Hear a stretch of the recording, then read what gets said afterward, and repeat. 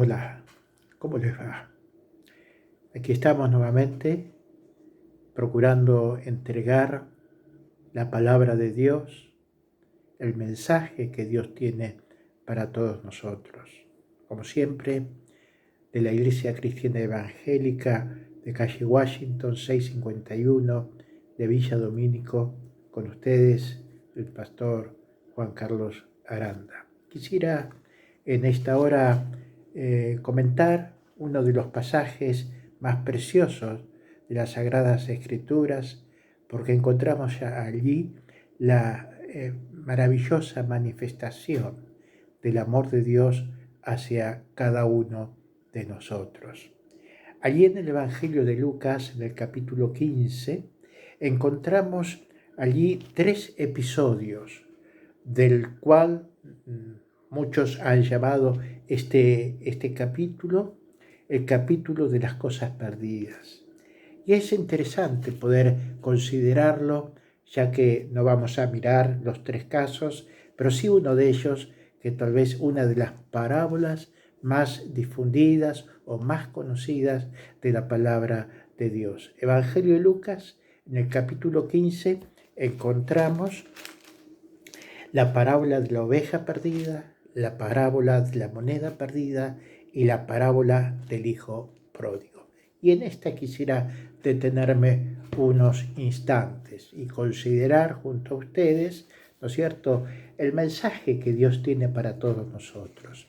La parábola del hijo pródigo o el hijo perdido, como también se le puede llamar, decíamos, es una de las parábolas más conocidas por todo el mundo.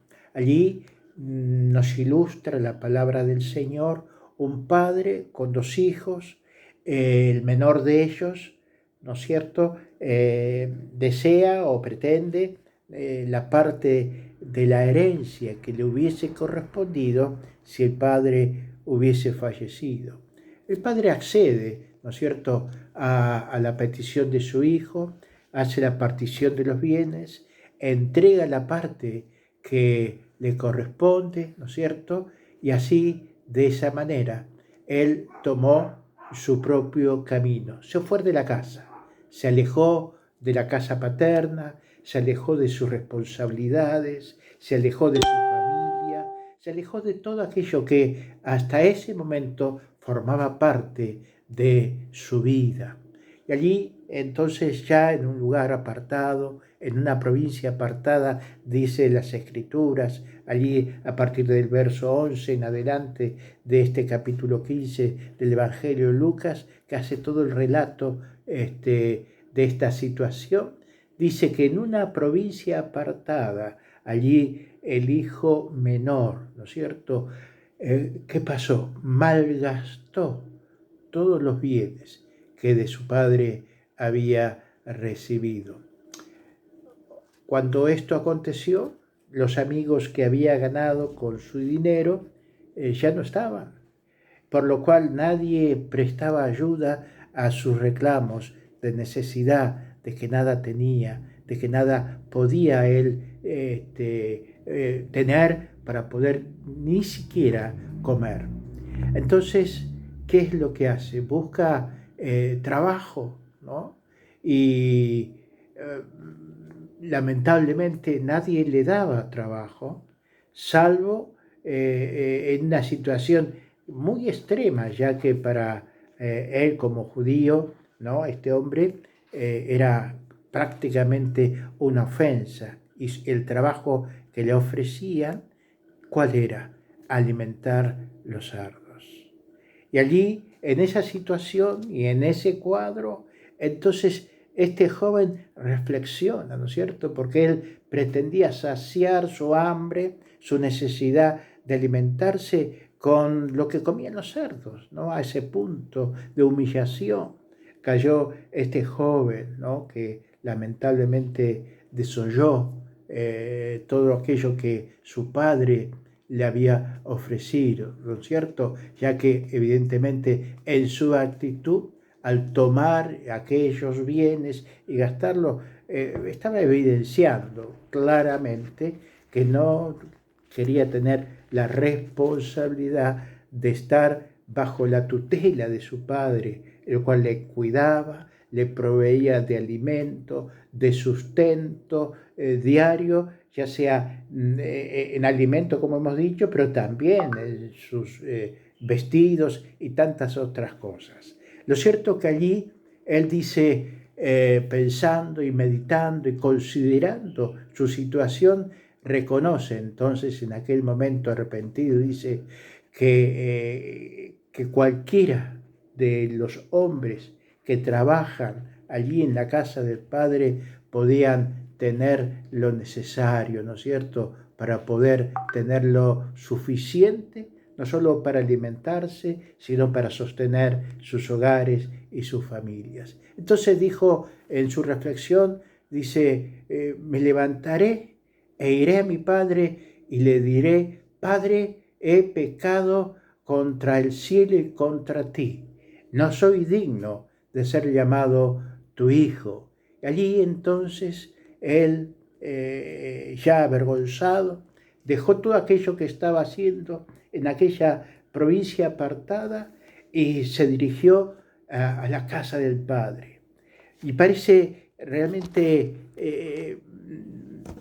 casi increíble el hecho, ¿no es cierto?, de que su figura comenzó a dibujarse en el horizonte cuando él iba llegando a la casa del Padre. Allí estaba su progenitor, contemplando aquella escena y mirando aquella figura y diciendo, este es mi hijo que ha regresado. Y cada paso que este joven daba para acercarse a la casa del Padre, el Padre se daba cuenta que realmente era él. Y qué interesante es el cuadro que nos presenta las Sagradas Escrituras, ¿no es cierto? Porque él va al encuentro, el Padre, de su Hijo, y lo recibe con un fuerte abrazo, muy afectuoso. Y aquel joven ya balbuceando aquellas palabras que había estado repitiendo en su mente para decirle al Padre, Padre, he pecado contra el cielo y contra ti, ya no soy digno de ser llamado tu hijo. Allí casi ni las pudo pronunciar, porque el amor del Padre cubrió, ¿no es cierto?, todo aquel momento en el cual el angustiado, ¿no?, entristecido, no sabía cómo podía ser recibido. Y qué tremendo es el cuadro que ahora viene por delante. Allí entra en escena el otro hijo, el mayor, aquel que se había quedado en el hogar, aquel que estuvo trabajando y haciendo la voluntad del Padre con grande responsabilidad, ¿no es cierto? Y allí reclamando esa situación. ¿Por qué esa situación? Porque el Padre, ¿qué es lo que hizo? Apenas llegó, el hijo que se había ido, mandó a los sirvientes que le vistiesen con las mejores ropas, que pusiesen en su mano anillo, que pudiese estar en condiciones, higienizado por cierto, y alimentado como correspondía. Y ese cuadro le pareció al hijo mayor que no correspondía. Era intolerable para él, porque él pensaba, él creía, ¿no es cierto?, que realmente él había hecho muchas cosas para merecer otros halagos por parte del Padre. Es decir, reclamando, ¿no es cierto?, esa situación, hablaba, ni siquiera he tenido la oportunidad de tener algún cabrito para compartir con mis amigos y cosas por el estilo. Pero aquel padre le dice, pero hijo mío, todo lo mío es tuyo, pero hoy celebramos porque tu hermano estaba muerto, pero hoy vive, estaba perdido, pero ya lo hemos encontrado. Qué palabras preciosas y esta gran manifestación del amor de Dios. Pero ¿saben una cosa? Pensemos un instante y meditemos este cuadro, este precioso cuadro de esta manifestación de amor de un padre. El primer verso del capítulo 15 que paso a leer dice que muchos se acercaban a Jesús, todos los publicanos y pecadores, para oírle. Y los fariseos y los escribas murmuraban diciendo: Este a los pecadores recibe y con ellos come. Sí, este era el contexto del cuadro que nos presenta este capítulo 15 del Evangelio de Lucas. Allí, entonces, ¿qué es lo que vemos, no es cierto? Que este cuadro tan precioso del cual nos manifiesta el amor de Dios hacia el pecador y el gozo que siente no solo el Padre, sino también los ángeles que se regocijan delante de Dios por aquellos que regresan, ¿no es cierto?, a la casa del Padre. Qué tremendo cuadro, ¿no es cierto?, que nos lleva a reflexionar. Pero miremos algunas pequeñas lecciones simplemente de esta parábola. Algunos de nosotros somos como el hijo menor. ¿Por qué digo esto? Bueno, porque cuando el hijo menor pidió la herencia, de una forma de decirle al padre, ¿no es cierto?, que no respetaba su autoridad, una forma de decirle que lo que, en otras palabras, no lo dice la Escritura, ¿no?, pero era como que lo prefería muerto, porque evidentemente al pedir y reclamar justamente la herencia, ¿no es cierto?, esto acontecía cuando fallecía aquel que tenía los bienes, ¿no es cierto?, y sus herederos podrían tomar de aquello que les correspondía. Pero bueno, él quiso anticipadamente disfrutar de esos bienes. Y así, de esa manera, decíamos que muchas veces somos como el hijo menor, así de gozar la vida a nuestra manera, olvidarnos del Padre, de nuestro Dios. Él nos ofrece vida abundante, Él nos ofrece la bendición de poder disfrutar de todos los bienes espirituales, celestiales para todos nosotros. Pero rechazamos su oferta, ¿no es cierto?, y su amor, para vivir de acuerdo a nuestras propias reglas. Pero a veces la vida nos lleva, ¿no es cierto?, o nos hace encontrar con otra realidad, que realmente lejos de Dios nada es igual, ¿no es cierto? Y así, de esa manera, debemos reconocer que nunca deberíamos haber dejado la casa del Padre. ¿Por qué? Porque nos hacemos daños a nosotros mismos, y de esa manera entonces perdemos las bendiciones que Él nos puede prodigar a cada uno de nosotros. Pero también hay otro cuadro que nos hace reflexionar, y también podemos decir que otros somos como el hijo mayor. ¿Por qué digo esto? Porque aún siendo fieles a Dios y a nuestra iglesia, y servimos con nuestros dones en la iglesia, ¿no es cierto?, cometemos la falta, escuche bien, cometemos la falta de juzgar a otros hermanos, ¿no es cierto?, o personas, obviamente, que se acercan a la casa del Padre, porque consideramos que son malas personas, que tienen un antecedente, ¿no es cierto?, muy oscuro, que no queremos asociarnos a ellos o estar cerca de ellos, o que ellos estén cerca nuestro.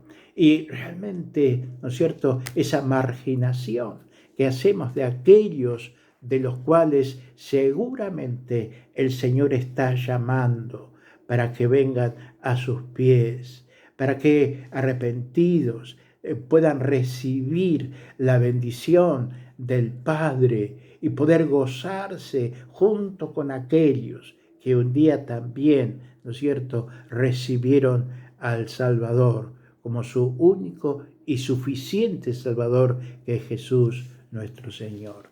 Así hizo este hermano mayor, diríamos, ¿no? Es decir, su actitud deja mucho que desear, ¿no es cierto? ¿Por qué?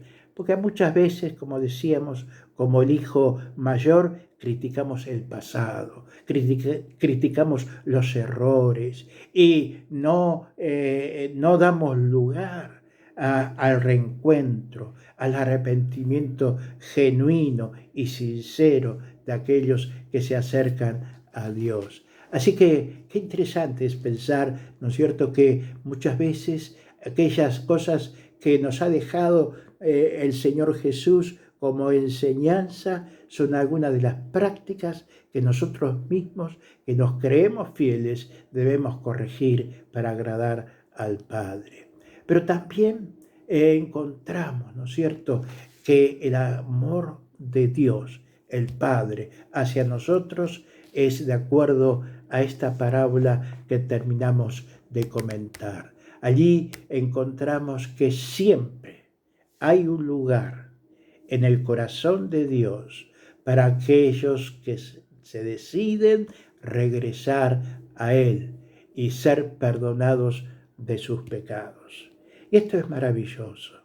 Esto es maravilloso porque nos hace pensar no solo en el amor de Dios, no solo en su misericordia, sino también que la obra de Cristo, consumada en la cruz, a favor de todo aquel que se arrepiente de sus pecados, confesándolo delante del Padre, tiene la oportunidad de ir a la casa del Padre.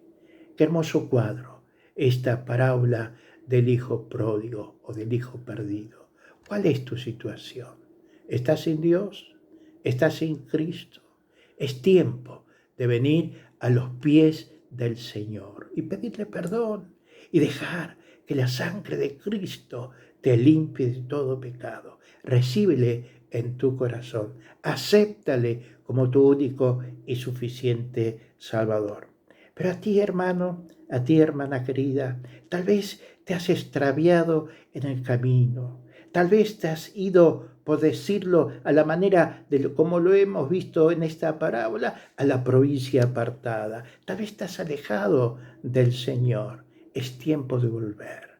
Es tiempo de reflexionar. Es tiempo de darte cuenta que en la casa del Padre no es igual de donde tú en este momento te encuentras. El Padre te ama y desea lo mejor para tu vida y está ansioso, contemplando, por decirlo y parafraseando esta parábola, el horizonte, para ver que se desdibuje allí, en ese horizonte, tu figura, acercándote al Señor arrepentido, pidiéndole perdón, y así de esa manera poder tener ese privilegio y esa oportunidad de experimentar una vez más el amor del Padre.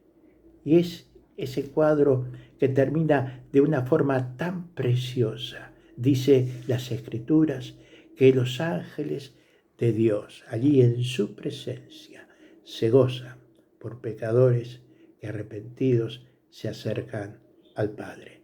Que esta sea tu realidad en este día. Que Dios te bendiga. Amén.